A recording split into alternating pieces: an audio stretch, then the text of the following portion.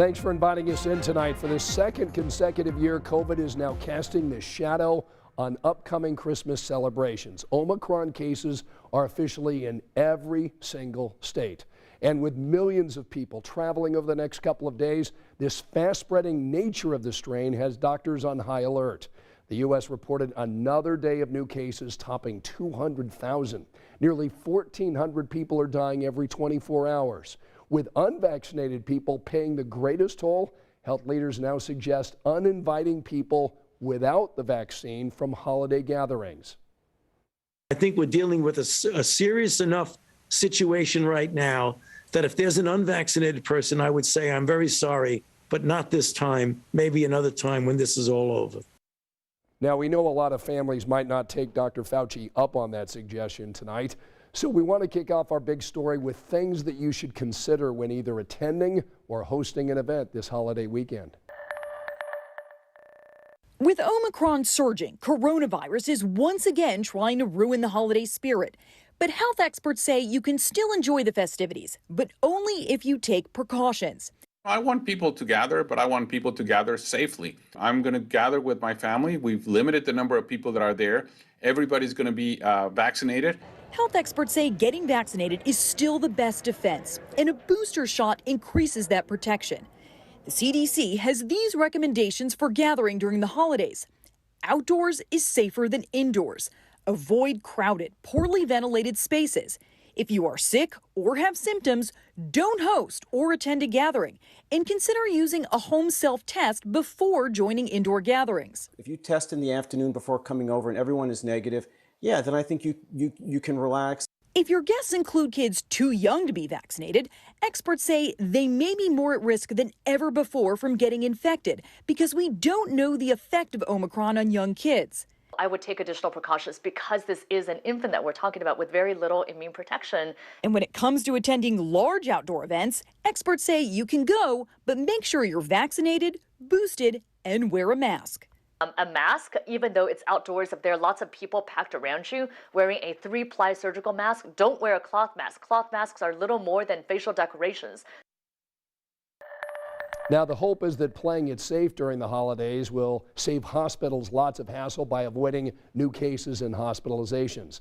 Right now, they're already overwhelmed to the point of calling in help from FEMA.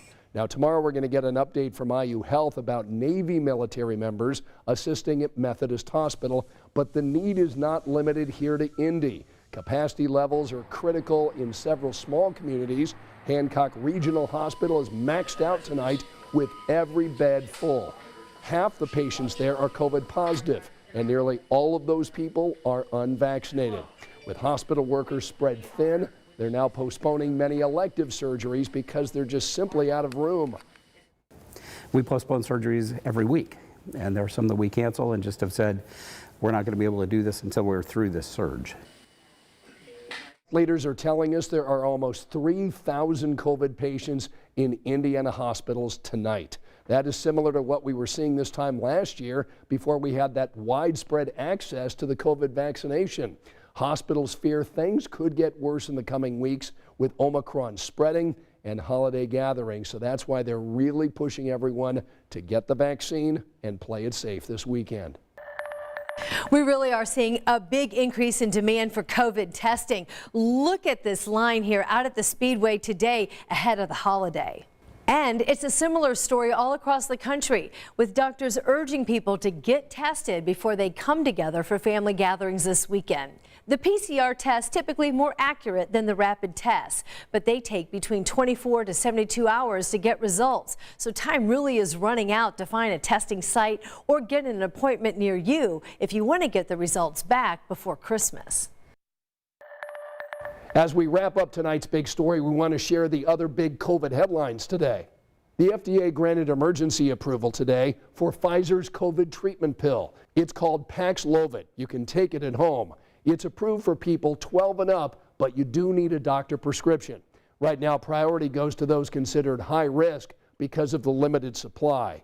The pill is believed to be effective against the Omicron variant, but you need to take it within 5 days of developing symptoms for it to work. Doctors and hospitals are facing another threat from this Omicron variant. Research shows some of the monoclonal antibody treatments are less effective against this new strain, including a popular treatment from Eli Lilly. The COVID treatments are used to keep high-risk patients from getting seriously ill and going to the hospital. And this isn't a surprise because the variant is different than the virus the antibodies were trained to fight. Also, this could put more of a burden on hospitals that rely on these treatments, having one less tool in the toolbox.